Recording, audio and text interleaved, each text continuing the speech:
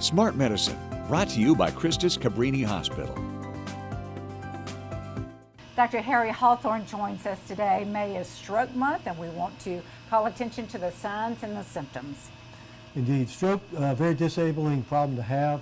Probably the most common disease processes that cause stroke are high blood pressure, diabetes, and atrial fibrillation, which singularly is the most common cause of stroke in patients over the age of 65.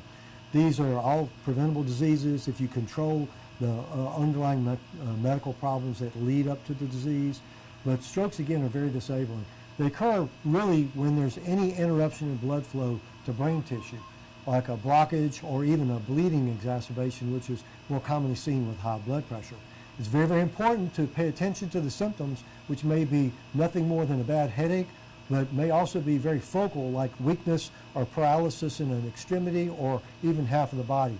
Slurred speech and swallowing difficulties are also extremely common initial symptoms, and you've got to get to the emergency room quickly, because if you get in quickly, you may be a candidate for thrombolytic therapy or the clot buster that may open up the vessel and restore all the neural function. And change the outcome totally. Absolutely. Treat it. Treat your high blood pressure. Don't ignore the warnings from your doctors. Diagnosis of the disease process itself, very, very important, that may ultimately prevent all of us from having strokes in our later years in life. Discuss what those symptoms look like. High blood pressure may not have any symptoms. That's called the silent killer, if you recall. Atrial fibrillation we've talked about before. As far as diabetes, that basically is a simple blood test that can tell you whether you're diabetic. But obviously pay attention to the symptoms and get to the emergency room quickly if you think you may be having a stroke.